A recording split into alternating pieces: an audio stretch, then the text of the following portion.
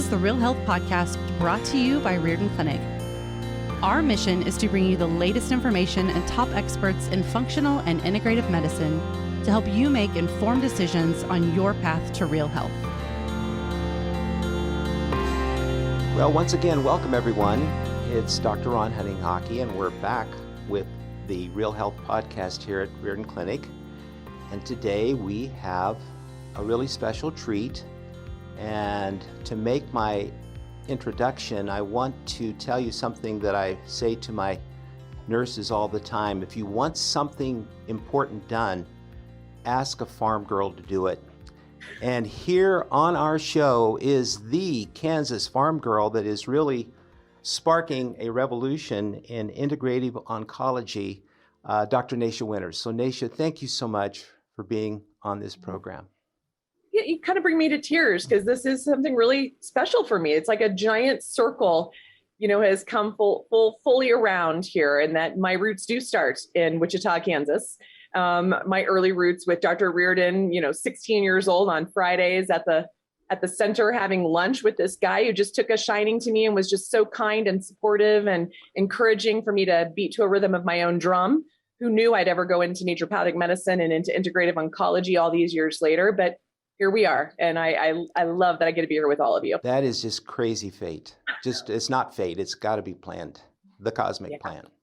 So anyway, thank you so much for being on. I want to kind of bring everyone that's listening, maybe for the first time, we've had a series on the Terrain 10 just going here, and it's been great. But maybe tell us a little bit about the metabolic approach to cancer and where you came into this. I think most people know that you started really young with the whole cancer journey. Yeah. I mean, I had a lot of health issues growing up, and like anybody, I didn't really think of that as having health issues because everyone just put another pill or another potion layered on top of it, and it was just the way you did things. So it wasn't weird to me that, that basically as a baby, I was put on lots of medications for digestive issues. And then it just layer caked over time. And by the time I graduated from high school, I had been given the diagnosis of endometriosis, polycystic ovarian syndrome, early onset rheumatoid arthritis, IBS. I mean, those are what we had then. And the layers of medications, including birth control pills and, medications for digestive upsets and whatnot, that was like normal. It didn't even occur to me that I was sick per se, because it was just so normalized. So fast forward when I was diagnosed with stage 4 ovarian cancer, right at the early part of my sophomore year of college, I thought it was just more of the same, kind of a continuity of these symptoms that I had, but they were progressing in such a way that everyone else was missing the boat as well. And by the time we figured out what was going on, it was frankly far too late. And so didn't expect to survive it. I was given several months to live. And instead of thinking I was going to fight it and overcome it, I got curious and I decided to explore why. Why would a 19-year-old, almost 20-year-old, back in 1991, have the privilege of having the diagnosis of stage 4 ovarian cancer? It was a very rare occurrence back then. Sadly, not so much today, but it surely was back then. And so that's put me on this 30-year plus path to understand the why for myself, as well as for the thousands and thousands of other patients I've had the absolute honor and privilege of supporting them on their why, their path forward. And so that's led to this sort of understanding of a few sort of things that have contributed to my health or my disease, which is part of how you guys started to share about the Terrain 10, and these sort of Terrain 10 drops in the mitochondrial bucket are what I've pulled together over, decades of my own experience, my own research, what the literature supports, what the modern, medical marvels are supporting, and I guess the rest is history. A lot of people might ask, well, how is this metabolic? And maybe you could tell us a little bit from the conventional point of view, because they're looking at it as just a genetic malformation of some sort. And yet when we say metabolic, that implies there's something going on inside of us that maybe we have control over. Yes. And I think you spoke to that just so perfectly right then and there, and that if we continue to subscribe to the somatic mutation theory, aka the gene theory, that leaves us more as sort of a sitting duck. right? In fact, there are researchers out there who say that it's simply a game of Russian roulette, that you will get and deal with cancer in your lifetime. And statistics are currently showing that 1 in 2 men and 1 in 2.4 women expected to have cancer in their lifetime, and a doubling of cancer rates worldwide by 2030. So I don't choose to take that sitting duck ideology. In 1914 is when that idea struck, right? That's when it landed by Theodore Bovary. And it was only a few years later that Otto Warburg, a famous German physician, was having a different experience, a different understanding, a different aha moment in the lab, where he started realizing that cancer cells had a very different need for different types of energy than our healthy cells. And therein started what's now a well over 100-year experiment there as well, to realize that the problems didn't start at the genetic level. They started at the energy demand level, down at the cellular level, and even more specifically down to the little organs within those cells, these organelles at the level of our mitochondria, and even down to the level of what those mitochondria are swimming in. It's known as the cytoplasm. We might call it the cellular jelly or the cellular goo. You might know it as the extracellular matrix. Sometimes, we call it things like, in my world, we call it the terrain. But that is where we're learning that actually may be where the magic is happening versus at the genetic level. And super briefly for your audience, the way we started to realize that genetics weren't the issue is that if it was genetic, we would take the hard drive out of a cancer cell, right? If this was a genetic issue, we would put that hard drive into a healthy cell, replacing its hard drive, the nuclei. And if this was truly a genetic issue, we would turn that healthy cell into a cancer cell. The same would be true if this was a genetic issue. If we took the healthy nuclei out of a healthy cell and we replaced the unhealthy nuclei of a cancer cell, we would turn it back into a healthy cell. Neither of those things happen. We were surprised over and over and over again with these nuclear transfer studies that, in fact, that had no impact on whether a cell was cancering or not. What had the impact was the milieu, that cytoplasm, that jelly that little hard drive landed in, is what called the shots. And that's when we started to realize this is a metabolic process, not a genetic process. And interestingly enough, it's that metabolic process that protects our genome, that protects the genes. So it's not that we throw out the genetic concept, it's that it's not the first in line. We want to care for our cytoplasm, we want to care for our mitochondrial health first to reinforce and support our genetic expressions. Yeah, and we look around and it's no big surprise that it seems like most of the world, and it's either 50 to 70% are struggling with their weight. And this is called metabolic syndrome. And so story starts to say, okay, how does that metabolic disorder, which is basically pre-diabetes or diabetes, insulin resistance syndrome, how does that suddenly connect with all of what you're talking about here? We're shifting from genetics to epigenetics in terms of what the choices are that people are making, because you can have identical twins, same genes, and both of them leave home. 20 years later, one comes back and he looks completely different, has completely different manifestations. And it's because of the choices he made or didn't make in terms of taking care of themselves. And so a lot of this metabolic theory involves people beginning to make more active choices in their own care. They're not just a passive recipient of cancer care. They are a very full-blooded, whole person care that we need to shift into and empower people to realize that they can make a difference in their cancer care.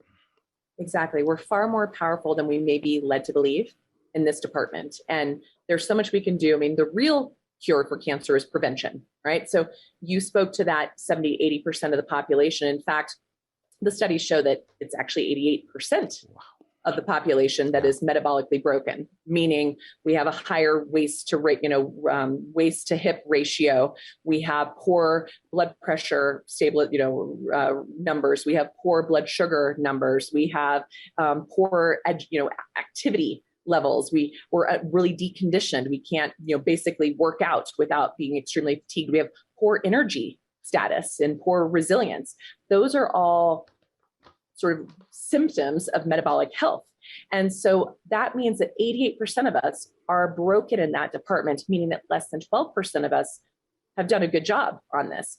That's vast majority of our population. And when we get to that place, we become vulnerable for all of the chronic conditions that take our lives today, that lower our longevity. And in doing that and becoming a body that is metabolically broken, in part from a lot of the dietary and lifestyle choices we make or do not make, we then set the table for a process such as cancer.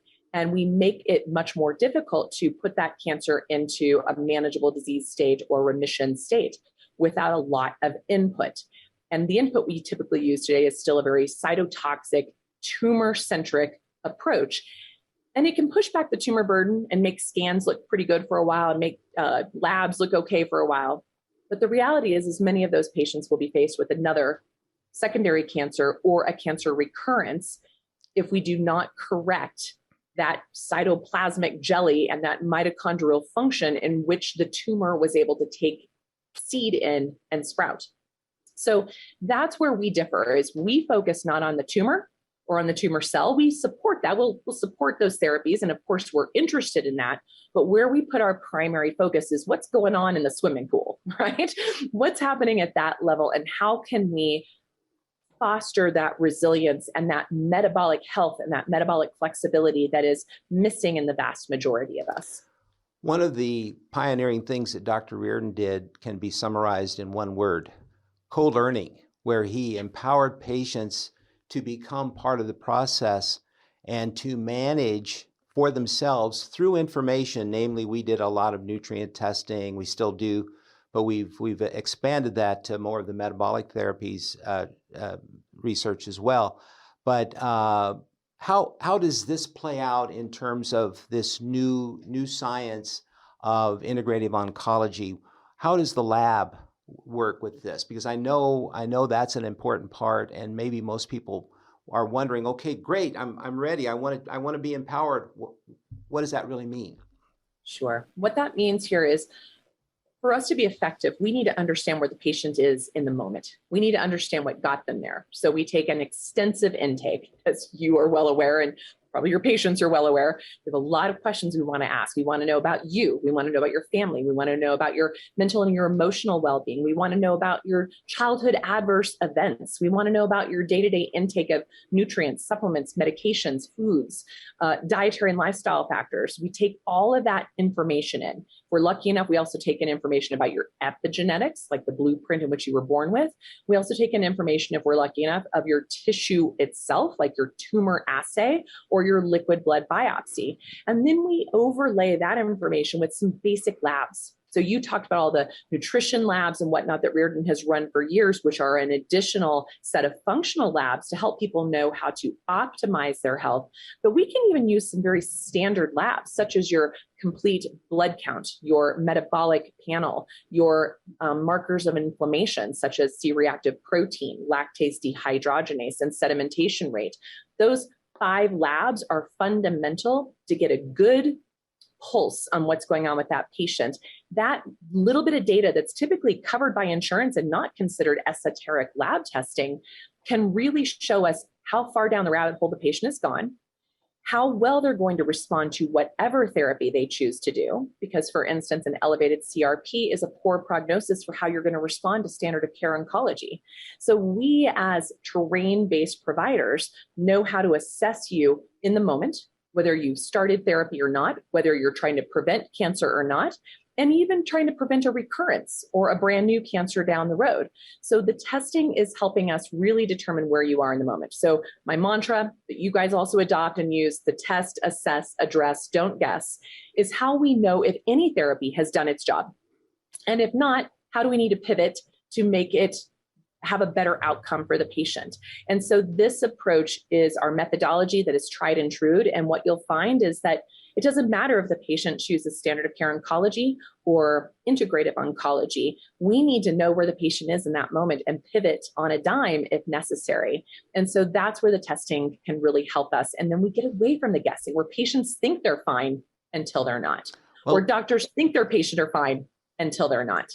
And it also gives the patient that sense of security that they're on the right path, because that's the biggest questions that patients have asked me all along as I've been with the Riordan Clinic is, how will I know if I'm doing better, doctor? Because otherwise they don't until they get the next scan, which may be 3 to 4 months down the road. They want to know much sooner than that so that they can make a switch and change something up for the better. Yeah. And 2 to 3 months can be life-changing and life-giving. And so it's really powerful when we're looking monthly at folks going through this process. We're able to see, are we on the right path? Are we not? Do we need to adjust it? Do we hold steady? Are we, how are we doing here? So it's a feedback loop for the practitioner as much as for the patient. And what happens is, you said it so perfectly, it's the co-learner opportunity. We're both in the front seat together. The patient's behind the wheel, the practitioners, the GPS, are in the passenger seat, and we're cruising down this road, this path together, and we're learning along the way, and we're adjusting our course as needed. It becomes truly personalized precision medicine, and it's a very empowering and very exciting experience to share that with another person, with a patient, with another provider, when they see that outcomes change significantly. And then we can lower even the cost of care, because we're not just throwing a bunch of protocols at it and hoping something sticks. We actually get to qualify what protocols are appropriate when. And that's one of the things I appreciate about what you guys do, is you have so many offerings, and you can now help a patient go through all of their own data and determine what is the best approach at what timing, what dosing, what frequency, and know how to assess what's going on and change it if need be. When did this occur to you in your career? And you give this a very interesting name, the Trifecta. How did that all come about? Well, the Trifecta was actually coined by my patients, but where I started to learn all these little pieces throughout my own recovery, throughout my own medical school training. We started doing lab analysis. We all started doing blood draws and whatnot in med school, but we all would get our labs back and pretty much say, "You're fine," to the patient, and then walk away. But then I started having teachers like Dr. Datis Karazian and Dr. Dickon Weatherby and others who said, "Wait a minute, you can look deeper through these labs." And remember that the labs are based on the average of the population in the region in which they're being run, which means that labs for, say in Alabama, are going to look different than lab ranges in, say, Colorado, just because of the nature of where we line up on sort of the health continuum in our rankings in the United States. That what is maybe looking healthy in Alabama may look like a disease process in Colorado. And so these are where we even have to throw that out and start to look at the functional optimal ranges. And that's when we can start to pull the reins in and do more preventative care and more therapeutic care with people. So I started to see that early on in my medical school training, that we were not really utilizing labs to their fullest potential. And then I started taking extra courses and reading everything I could in biochemistry. It also helps that I'm married to a biochemist who's very interested in these topics as well, and started to learn things over 30 plus years of attending conferences and medical school trainings and continuing education trainings to learn that we could use labs in a very dynamic and proactive and actionable way. Yeah. So, hey, I've got one question that I've been thinking about for a long time, and in the 10 terrains, the last one, namely emotional trauma and stress, may be the most important one. And I was wondering, in terms of laboratory testing, have you ever looked at a connection between that and serum cortisol levels? I love this question. If I had to choose my own hierarchy of how to place those terrain 10 bucket, drops in the bucket, I would put the mental emotional first. But I've been at this long enough, and I know you have, Dr. Ron, that if we started there, our patients would never walk in the door. Yeah, right? We like to start with the tangible. Even our lovely, colleague, Dr. Kelly Turner, who shows the radical remission thrivers, there's out of the 9 or 10, patterns that are successful in patients who are radical remission survivors, 7 of them are non-tangible, but everyone wants to start with the diet or with supplements. So we start there. We start with labs. We start with the tangible, then we work our way outward. So to your point, it is a very critical drop in the bucket, and it should absolutely be addressed in every single patient, preferably at first, but whenever it comes on board, it's going to be helpful. So this is a great question you asked, because we're actually in the middle of creating a clinical trial on collecting data on ACE scores, adverse childhood event scores, along with baselines of IgG, IgA, IgM, so our immune system markers, how well our immune systems are working, along with AM, cortisol, and even times for cortisol patterns, blood sugars, et cetera, like a kind of a palette of labs that are easily responsive to stressors, okay, to stress response. And so we're going to look at that and then we actually are bringing in therapeutic interventions that address the trauma or the stress. So whether it is EMDR or EFT or vagal work, activities, body talk, acupuncture, homeopathy, doesn't matter even the tool, but we're getting the quantifiable data to show that we can in fact change the outcomes. And this is not a new idea. In fact, this idea is coming out of the 60s and more deeper research into the 80s and 90s by people like Dr. Robert Ader, who's considered the father of psychoneuroimmunology. And further down the road, Dr. Candace Pert, and even further down the road, people like Dr. Bruce Lipton. And we do now understand that our thoughts do impact our immune system, our inflammatory markers. And when we can start to show the metrics of the lab value with changes in our belief systems and our thought patterns, we change our health. And we know that to be true. We see it as clinicians all of the time, but some people need to see that data more firsthand. Tangible, yeah. Hey, we could go for many hours. Can I give you the last word? What in your heart is the strongest thought or feeling that you have that drives you forward in this mission to change the world of oncology? I think because I was someone who told there was no possible way of surviving, to be told that it is an absolute, nope, you cannot pass this point. I really want people to remember that they are not a statistic, that they have it within themselves with whatever resources they have available to them to overcome sort of insurmountable. And so that's what drives me, is that I don't accept mediocre. I don't accept standard. I don't accept the middle of the road or the standard deviation. I want everybody to be outliers and know that they have the potential to do the same. Dr. Nasha Winters, I'm honored to be working with you. Back at you, my friend. Lovely to be here. Thank you for listening to the Real Health Podcast.